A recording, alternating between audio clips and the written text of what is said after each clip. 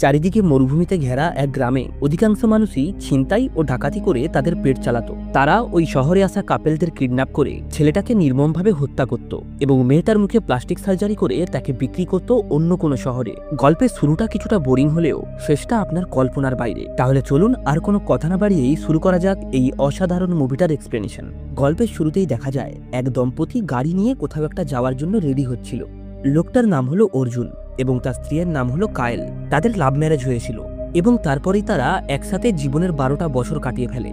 ওদের কোনো বাচ্চা কাচ্চা নেই। যদিও কায়েল একবার প্রেগনেন্ট হয়েছিল, তবে কোনো একটা কারণবশত সেই বাচ্চাটা পেটের মধ্যেই মারা যায়। তখন ডাক্তার স্পষ্ট ভাষায় তাদেরকে জানিয়ে দেয় কায়েল আর কখনোই মা হতে পারবে না। এটা জানার পরে তারা দুজন একেবারেই ভেঙে পড়ে।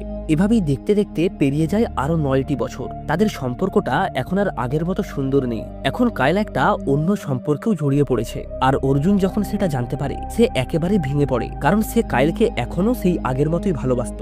তবে কায়েল সিদ্ধান্ত নেয় সে অর্জুনকে ডিভোর্স দেবে। ইচ্ছে না থাকলেও কায়েলের সুখের কথা ভেবে অর্জুন বাধ্য হয়েই তাকে ডিভোর্স দিতে রাজি হয়। কায়েল অর্জুনকে বলে ডিভোর্স হওয়ার আগে অবধি সে তার বাবা মার বাড়িতেই থাকবে। অর্জুনও এই ব্যাপারে তাকে তেমন একটা কিছু বলে না, কিন্তু সে শেষবারের মতো কায়েলের সঙ্গে একটা লং ড্রাইভে যেতে চায়। অর্থাৎ কায়েলের বাবার বাড়ি অর্জুনের বাড়ি থেকে অনেক দূরে। তাই অর্জুন ঠিক করে সে নিজে থেকেই তাকে গাড়িতে করে সেখানে পৌঁছে দেবে। অর্জুন যেহেতু কায়েলের সমস্ত কথা মেনে নিয়েছে, তাই কায়েল তার শেষ ইচ্ছেটা ফেলতে পারে না। আর এরপরেই তারা দুজন মিলে বেরিয়ে পড়ে কায়েলের বাবার বাড়ির উদ্দেশ্যে। পথের ধারে একটা রেস্টুরেন্টে তারা যখন খাওয়া দাওয়া করছিল, তখন হঠাৎ করেই কায়েলের ফোনে একটা কল আসায় বাইরে গিয়ে কথা বলতে শুরু করে। কায়েল লক্ষ্য করে অর্জুন তার দিকে তাকিয়ে আছে, তাই সে কিছুটা আড়াল হয়ে যায় যাতে অর্জুন তাকে দেখতে না পায়। তখন অর্জুন মনে মনে এটাই ভাবতে থাকে যে এত বছরের ভালোবাসা কিভাবে চোখের পলকেই শেষ হয়ে গেল। এর কিছুক্ষণ পরেই তারা আবারও রওনা দেয়। ওদের গাড়িটা একটা জনমানবহীন জায়গা থেকে যাচ্ছিল। চারিদিকে শুধু মরুভূমি ছাড়া আর কিছুই নেই। এমনকি এই এলাকাতে ফোনের কোনো নেটওয়ার্কও পাওয়া যাচ্ছিল না। গাড়ি চালাতে চালাতে অর্জুন কায়েলের মুখের দিকে তাকিয়ে কিছু একটা ভাবতে থাকে। তবে ঠিক সেই মুহূর্তেই তাদের সামনে থেকে একটা গাড়ি চলে আসে। অর্জুন ওই গাড়িটাকে দেখা মাত্রই কোনো রকমে নিচের গাড়িটাকে কন্ট্রোলে এনে একটা বড় বিপদ থেকে বেঁচে যায়। অর্জুন কায়েলকে জিজ্ঞাসা করে তুমি ঠিক আছো তো? ঠিক এই সময় অপর পাশে থাকা গাড়ির লোকেরা অর্জুনদের সঙ্গে অনেক খারাপ ব্যবহার করতে থাকে। তবে অর্জুন তাদেরকে কিছুই বলে না। সে পুনরায় তার গন্তব্যের উদ্দেশ্যে রওনা দেয়। যাওয়ার পথে সে একটা পেট্রোল পাম্পে দাঁড়ায় পেট্রোল ভরানোর জন্য। কায়েলও চলে আসে একটা সুপার মার্কেটে। সেখানেই জিনিসপত্র কেনার সময় হঠাৎ করেই এক মহিলার সঙ্গে দেখা হয় তার। মেয়েটার নাম হলো দীপিকা। সে তার স্বামী রাক্ষিতের সঙ্গে কায়েলের পরিচয় করিয়ে দেয়। তখন কায়েলও বাইরে দাঁড়িয়ে থাকা অর্জুনকে দেখিয়ে বলে উনি আমার স্বামী। দেখতে দেখতেই ওই দম্পতির সঙ্গে কায়েলের বেশ ভালো সম্পর্ক গড়ে ওঠে। এদিকে দেখা যায় সেই পাম্পে আগের ওই গাড়িটাও চলে আসে। রাস্তায় যে গাড়িটার সঙ্গে অর্জুনের গাড়ির সংঘর্ষ হতে হতে বেঁচে গিয়েছিল, দেখা যায় সেই গাড়ি থেকে সেই ছেলেগুলোই নামে। তবে অর্জুন তাদেরকে দেখেও না দেখার ভান করে, কারণ সে কোনো ঝামেলাতে জড়াতে চায় না। তবে ওই ছেলেগুলো অর্জুনকে অনেক উল্টোপাল্টা কথা বলতে থাকে। তা সত্ত্বেও অর্জুন তাদেরকে কিছু না বলে নিজেই তাদের কাছে ক্ষমা চেয়ে ব্যাপারটাকে সেখানেই মেটাতে চায়। এই সময় কায়েল সুপার শপ থেকে বেরিয়ে আসলে তারা পুনরায় গাড়িতে করে রওনা দেয়। কিছু দূর যাওয়ার পরেই হঠাৎ করে অর্জুনদের গাড়িটা খারাপ হয়ে যায়। অর্জুন নিজেই গাড়িটাকে ঠিক করার চেষ্টা করে, তবে বেশ কিছুক্ষণ চেষ্টা করার পরেও সে গাড়িতে কোনো সমস্যাই খুঁজে পায় না। তাছাড়া সবথেকে বড় কথা হলো এটা এমন একটা জায়গা যেখান থেকে ফোনের সিগন্যাল পাওয়া যায় না, সুতরাং তারা কোনো মেকানিককেও ডাকতে পারবে না। এভাবেই তারা যখন নিরুপায় হয়ে দাঁড়িয়েছিল, তখনই তারা লক্ষ্য করে সেই ছেলেগুলো পুনরায় গাড়ি নিয়ে তাদের দিকেই এগিয়ে আসছে। ছেলেগুলো অর্জুনদেরকে লক্ষ্য করে একটা কাঁচের বোতল ছুঁড়ে মারে, তবে সৌভাগ্যবশত সেটাতে কারো কোনো ক্ষতি হয় না। ছেলেগুলোর এমন অদ্ভুত ব্যবহারের কারণে অর্জুন এবং কায়েল বেশ ঘাবড়ে যায়। দেখা যায় ওই ছেলেগুলো কিছুটা দূরেই গাড়ি থামিয়ে অর্জুনদের দিকেই তাকিয়ে আছে। ঠিক এই সময় অর্জুন লক্ষ্য করে একটা বড় ট্রাক তাদের দিকেই এগিয়ে আসছে। কায়েল হাত দেখিয়ে গাড়িটাকে থামানোর চেষ্টা করে। সৌভাগ্যবশত গাড়িটাও তাদেরকে দেখে দাঁড়িয়ে পড়ে। কায়েলও গাড়ি থেকে রাক্ষিতকে নামতে দেখে বেশ খুশি হয়।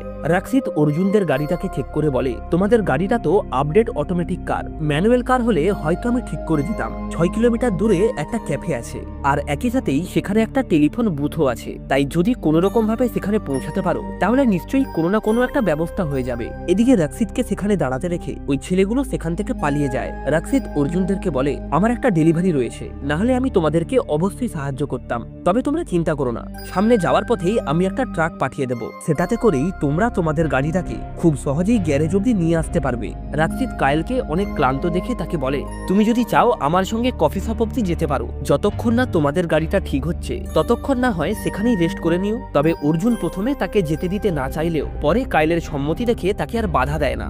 এরপর রাক্সিত কায়েলকে গাড়িতে উঠিয়ে সেখান থেকে চলে যায়। এদিকে অর্জুন রাস্তায় অপেক্ষা করতে করতে বেশ কিছুটা সময় পেরিয়ে যায়, তবে সে কোনো ট্রাককেই সাহায্যের জন্য আসতে দেখে না। তাই সে পুনরায় গাড়িটাকে নিজেই ঠিক করার চেষ্টা করে, আর তখনই সে দেখতে পায় গাড়ির মধ্যে একটা তার খোলা রয়েছে। এরপর সে তারটা জোড়া লাগাতেই পুনরায় গাড়িটা স্টার্ট নিয়ে নেয়। সাথে সাথেই অর্জুন গাড়ি নিয়ে চলে আসে সেই ক্যাফেটাতে। তবে ওই ক্যাফেতে আসার পর সে কায়েলকে তন্ন তন্ন করে খুঁজলেও কোথাও তাকে দেখতে পায় না। সে সেখানে উপস্থিত সমস্ত লোককে কায়েলের ব্যাপারে জিজ্ঞাসা করে, তবে কেউ তাকে খুব একটা বেশি কিছু বলতে পারে না। এই কারণেই অর্জুন অনেক চিন্তায় পড়ে যায়, সে কি করবে বুঝে উঠতে পারছিল না। এরপর সে দেখতে পায় ক্যাফের বাইরে একটা সিসিটিভি লাগানো রয়েছে, কিন্তু ওই ক্যাফের মালিক জানায় গত 2 মাস ধরে এই ক্যামেরাটা নষ্ট। এরপর সে আর কোনো কিছু না ভেবেই গাড়ি নিয়ে সামনের দিকে এগোতে থাকে। এভাবেই বেশ কিছুটা পথ যাওয়ার পরে সে সামনে রাক্সিতের গাড়িটাকে দেখতে পায়। অর্জুন তাকে বারবার গাড়িটা থামাতে বললেও সে গাড়ি থামাতে চায় না, তাই সে বাধ্য হয়েই নিজের গাড়িটাকে ট্রাকের সামনে এনে ট্রাকটাকে থামায়। সে রাক্সিতকে গাড়ি থেকে নামিয়ে কায়েলের সম্পর্কে জিজ্ঞাসা করে, তবে রাক্সিত এমন একটা ভাব করে যেন সে কিছুই জানে না, অর্থাৎ সে আগে কখনো অর্জুনকে দেখেইনি। রাক্সিতের এমন ব্যবহার দেখে অর্জুন বেশ রেগে যায়, যে কারণেই তাদের দুজনের মধ্যে কথা কাটাকাটি শুরু হয়। আর ঠিক এই মুহূর্তেই সেখান থেকে একটা পুলিশের গাড়ি যাচ্ছিল। সে রাক্সিত এবং অর্জুনকে এভাবে লড়াই করতে দেখে গাড়িটা থামায়। তখন অর্জুন ওই পুলিশ অফিসারের কাছে গিয়ে সাহায্য চায়, তবে রাক্সিতের পুরো গাড়িটাকে চেক করার পরেও পুলিশ সন্দেহজনক তেমন কিছুই পায় না। তাই পুলিশ তাদের দুজনেরই আইডি চেক করে। তখন রাক্সিত জানায়, আমার নাম ধীরাজ। এটা শোনার পরেই অর্জুন আরো ঘাবড়ে যায়। রাক্সিত বলে, আমি ফল আনতে যাচ্ছিলাম, আর আমার গাড়িতে কোনো মেয়েই ছিল না। রাক্সিতের মুখে এইসব কথা শুনে অর্জুন অনেক রেগে যায়, তবে পুলিশ অর্জুনকে থামায় এবং রাক্সিতকে সেখান থেকে যেতে দেয়। এরপর ওই পুলিশ অফিসার অর্জুনকে বলে থানাতে গিয়ে একটা মিসিং কমপ্লেন লেখাতে। এটা শোনা মাত্রই অর্জুন থানায় চলে আসে। সে পুলিশকে সবকিছুই খুলে বলে। তখন পুলিশ অফিসার বলে, এই শহরে অপরাধের পরিমাণ একদমই কম, এই কারণেই এখানে একটা নিয়ম রয়েছে, অর্থাৎ 24 ঘন্টার আগে কোনো মিসিং কমপ্লেন নেওয়া হয় না। এই কারণেই আপনাকে 24 ঘন্টা অপেক্ষা করতে হবে। তবে অর্জুন অনেক রিকোয়েস্ট করায় পুলিশ বাধ্য হয়েই তার কেসটা নেয়। এরপর অর্জুন পুনরায় সেই ক্যাফেটাতেই চলে আসে এবং তার মালিককে আবারও জিজ্ঞাসাবাদ শুরু করে। কিন্তু এইবার ওই ক্যাফের মালিক রেগে গিয়ে একটা বন্দুক বের করে অর্জুনকে সেখান থেকে তাড়িয়ে দেয়। ক্যাফে থেকে বাইরে আসতেই অর্জুন একটা ছেলেকে দেখতে পায়। ছেলেটি বলে, আমি আপনার স্ত্রীকে দেখেছি, ওই ট্রাকটা রোড 7-এর দিকে গেছে। সে গাড়ির মধ্যে একজন লম্বা চুলওয়ালা ছেলে এবং 2জন মেয়ে ছিল। ছেলেটির কাছ থেকে সবকিছু শোনার পর অর্জুন দ্রুত রোড 7-এর দিকে এগিয়ে যায়। সেখানে গিয়ে সে দেখতে পায় জনমানবহীন একটা ফাঁকা জায়গা, যেখানে বেশ কিছু গাড়ি দাঁড়িয়ে রয়েছে।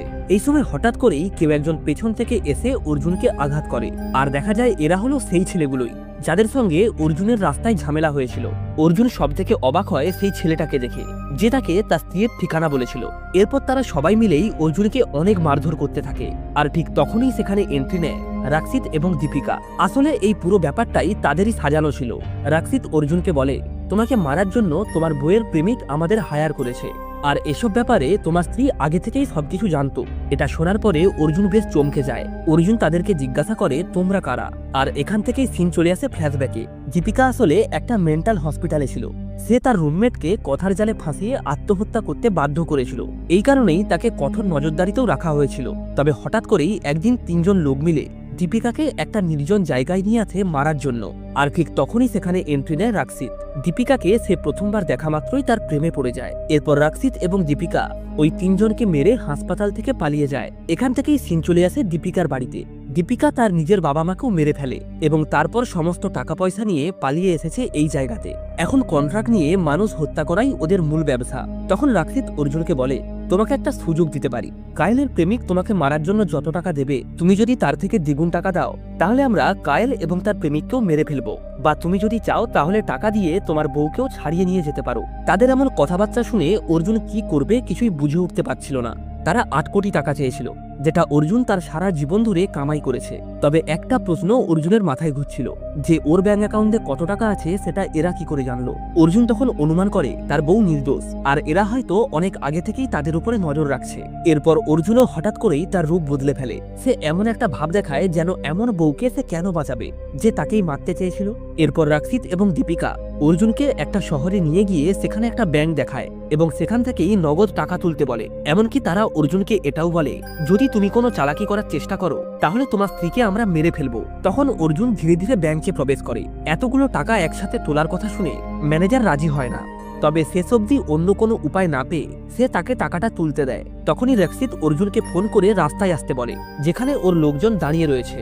এদিকে দেখা যায় ওরা কায়েলকে একটা জায়গাতে বেঁধে রেখেছে। আসলে ওরা যে কাহিনীটা অর্জুনকে বলেছিল সেটা সম্পূর্ণই মিথ্যা, অর্থাৎ কায়েল বা তার প্রেমিক কেউই অর্জুনকে মারার জন্য টাকা দেয়নি। এই সময় দীপিকা কায়েলকে বলে, তোমাকে মারার জন্য অর্জুন আমাদের 8 কোটি টাকা দেবে। তোমার বর্তমান প্রেমিক তো অনেক টাকাওয়ালা, তাকে বলে আমাদের 10 কোটি টাকা দিতে বলো, তাহলে আমরা তোমাকে ছেড়ে দেব। এমনকি এটার সাহায্যে তুমি তোমার প্রেমিককেও টেস্ট করতে পারবে যে ও তোমার প্রতি লয়াল কিনা। কিন্তু কায়েল জানায় অর্জুন এমনটা কখনোই করবে না, ওকে আমি গত 12 বছর ধরে চিনি। এটা শুনে দীপিকা রাগ করে সেখান থেকে চলে যায়। এদিকে দেখা যায় রাক্ষিতের লোকেরা অর্জুনকে সহ টাকাগুলো নিয়ে গাড়িতে ওঠে। অর্জুন তাদেরকে বারবার কায়েলের কথা জিজ্ঞাসা করে, তবে তারা কোনো উত্তর দিচ্ছিল না। পরে তারা হাসতে হাসতে অর্জুনকে বলে, তুমি সত্যিই অনেক বোকা, তোমাকে যা বলা হয় তুমি সবই বিশ্বাস করে নাও। এটা শুনে অর্জুন অনেক রেগে যায় এবং ওই গাড়ির মধ্যেই একের পর এক ব্যক্তিকে বেধাড়াক মারতে শুরু করে। তাদের এমন মারামারির কারণে গাড়ির অবস্থা প্রায় খারাপ হয়ে যায়। এর মধ্যেই এক পর্যায়ে অর্জুনের হাতে একটা বন্দুক চলে আসে, আর সে ওই বন্দুক দিয়েই তাদেরকে মারতে শুরু করে। এরপর সে গাড়ি থেকে দুজনকে ফেলে দেয় এবং একজনকে গাড়ির সিটের সঙ্গে ব্ল্যাক টিপ দিয়ে জড়িয়ে নিয়ে যেতে শুরু করে। যাওয়ার পথে অর্জুন বারবার ছেলেটাকে কায়েলের ব্যাপারে জিজ্ঞাসা করে। এই সময় হঠাৎ করেই অর্জুন তার সামনে একটা পুলিশকে দেখতে পায়, যে অর্জুনের দিকে বন্দুক তাক করে তাকে তার বন্দুকটা ফেলে দিতে বলে। অর্জুন ওই পুলিশ অফিসারকে বোঝানোর চেষ্টা করে যে এরাই ওর বউকে কিডন্যাপ করেছে, কিন্তু পুলিশ তো তার কোনো কথাই শুনতে রাজি নয়। আর ঠিক এই সুযোগেই গাড়ির ভেতরে থাকা ছেলেটা ওই পুলিশ অফিসারকে গুলি করে মেরে ফেলে। এরপর সে অর্জুনের দিকে গুলি চালালে অর্জুন ঝাঁপ দিয়ে নিচে পড়ে যায়। তখন ছেলেটা তাকে আর খুঁজে পায় না, তাই ছেলেটা সেখান থেকে গাড়ি এবং টাকা নিয়ে চলে যায়। তখনই অর্জুন এসে পুলিশের গাড়ি থেকে রেডিওটা নিয়ে বলে, পুলিশের গায়ে গুলি লেগেছে, তাই তাড়াতাড়ি ব্যাকআপ পাঠান। এটা বলেই সে পুলিশের গাড়িটা নিয়ে সেখান থেকে চলে যায়। এদিকে দেখা যায় ওই ছেলেটা টাকা নিয়ে চলে আসে রাক্ষিতের কাছে। সে রাক্ষিতকে বলে ঘটনাক্রমে একটা পুলিশকে মারতে হয়েছে আর অর্জুন সেখান থেকে পালিয়ে গেছে। এটা শুনে রাক্ষিত বলে, এখানে আর এক মুহূর্তও থাকা যাবে না, কারণ যে কোনো মুহূর্তে পুলিশ চলে আসতে পারে। এদিকে অর্জুন গাড়ি চালাতে চালাতে একটা জায়গাতে এসে পৌঁছায় এবং সেখানে সে একটা সন্দেহজনক লোককে দেখতে পায়, যাকে ওই ক্যাফেতেও সে দেখেছিল। অর্জুন লোকটাকে ফলো করতে করতে তার বাড়িতে এসে পৌঁছায়, আর সেখানে এসে অর্জুন জানতে পারে এই লোকগুলিও রাক্ষিতের সঙ্গেই কাজ করে। অর্জুন লোকটিকে অনেক করে জিজ্ঞাসা করলেও সে রাক্ষিতের সম্পর্কে কিছুই বলে না। এরপর অর্জুন যখন রাগে লোকটিকে মারতেই যাবে তখনই সেখানে তার মা চলে আসে এবং অর্জুনের উপরে গুলি চালায়। তবে এই গুলির শব্দে সেখানে আরো লোক চলে আসে এবং তারা সবাই অর্জুনকে মারতে শুরু করে, কিন্তু অর্জুনও কোনো অংশে কম যায় না। সে সবাইকে মেরে এক এক করে সেখানে বেঁধে ফেলে। এরপর সে তাদেরকে মেরে ফেলার হুমকি দিলে তারা বাধ্য হয়েই রাক্ষিতের সম্পর্কে তাকে বলে। সাথে সাথেই অর্জুন সেখানে চলে আসে এবং একটা মেয়ের বডি দেখতে পায়। সেই মুহূর্তেই চারিদিক দিয়ে একাধিক লোক অর্জুনকে মারার জন্য এগিয়ে আসে, তবে তারা এতজন মিলেও অর্জুনকে কিছুই করতে পারে না। অর্জুন সবাইকে মশামাছির মতো মারতে শুরু করে। এরপর অর্জুন ঘরের ভিতরে প্রবেশ করলে সেই ছেলেটাকে দেখতে পায়। সে যখন ওই ছেলেটাকে মারতে মারতে প্রায় তার খারাপ অবস্থা করে দেয়, তখনই সেখানে রাক্ষিত এবং দীপিকা চলে আসে। দীপিকা অর্জুনকে বলে, এখন আর আমাদের সঙ্গে ফাইট করেও কোনো লাভ নেই, কারণ তুই তোর বউকে দেখলেও চিনতে পারবি না। এটা বলেই তারা অর্জুনের মাথায় কাপড় বেঁধে আবারও মারতে শুরু করে। আর ঠিক এই সময় অর্জুন দীপিকাকে নিয়ে ওপরের কাঁচ ভেঙে নিচে পড়ে যায়। এতে অর্জুনের কোনো ক্ষতি না হলেও দীপিকার মুখের অবস্থা সম্পূর্ণ খারাপ হয়ে যায়, যেটা সত্যি দেখার মতো ছিল না। তখন তার প্রেমিক রাক্ষিত তাকে বলে, তুমি চিন্তা করো না, তোমাকে এখনো ঠিক আগের মতোই সুন্দর দেখতে লাগছে। আর এটা শোনার পরেই দীপিকা তখনই মারা যায়, যা দেখে রাক্ষিত পাগল হয়ে ওঠে। সে অর্জুনকে বলে, কিছু মানুষ আমাকে পছন্দ করে না, আর আমি তো কোনো মানুষকেই পছন্দ করিনি। তবে যেদিন দীপিকাকে প্রথম দেখেছিলাম সেদিনই ওর প্রেমে পড়ে গিয়েছিলাম। এই পুরো পৃথিবীতে মানুষ হিসাবে শুধুমাত্র ওকেই আমার ভালো লেগেছিল, আর আজ তোর কারণেই সে মারা গিয়েছে।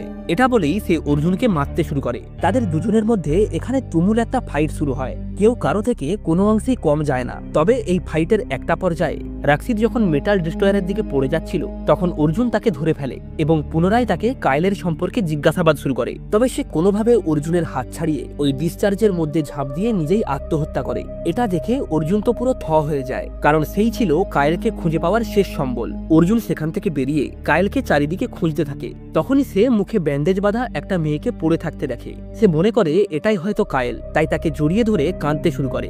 দেখতে দেখতেই কিছুক্ষণের মধ্যে সেখানে একাধিক পুলিশ চলে আসে এবং যারা বেঁচে ছিল তাদেরকে হেফাজতে নেয়। আর তারা অর্জুনকে তার সাহসিকতার জন্য ধন্যবাদ দেয়, কারণ এই গ্রুপ বেশ কিছুদিন ধরেই এই সমস্ত ইল্লিগাল কাজকর্ম চালাচ্ছিল। তবে পুলিশ অনেক চেষ্টা করার পরেও এদেরকে ধরতে পারছিল না। তবে অর্জুনের বারবার মনে হতে থাকে কাইল যেন তার আশেপাশেই কোথাও রয়েছে। তাই সে পুনরায় কাইলকে খোঁজা শুরু করে এবং বেশ কিছুক্ষণ খোঁজার পরে অবশেষে সে কাইলকে দেখতে পায়। সবশেষে অর্জুন কাইলকে নিয়ে চলে আসে তার পরিবারের কাছে এবং সে যখন কাইলকে ছেড়ে দিয়ে চলেই যাচ্ছিল, তখন কাইল তাকে বলে, আমি তোমাকে অনেক ভালোবাসি, আর সত্যি বলতেই আমার অন্য কারোর সঙ্গে অ্যাফেয়ার চলছে না। আমি শুধুমাত্র তোমার অ্যাটেনশন পাওয়ার জন্যই এটা তোমাকে বলেছিলাম। এই কথাটা শোনা মাত্রই অর্জুন কান্নাতে ভেঙে পড়ে। সে বলে, আমিও তোমাকে অনেক ভালোবাসি, আর তোমাকে আজ থেকে প্রমিস করলাম এরপর থেকে আমি সর্বদাই তোমার খেয়াল রাখবো। এবং এর সাথেই এই অসাধারণ মুভিটা এখানেই শেষ হয়। ভিডিওটা ভালো লেগে থাকলে অবশ্যই একটা লাইক করে দেবেন, আর এমনই সব অসাধারণ মুভির এক্সপ্লেনেশন পাওয়ার জন্য সাবস্ক্রাইব করবেন ফিল্মেশন ওয়ার্ল্ড।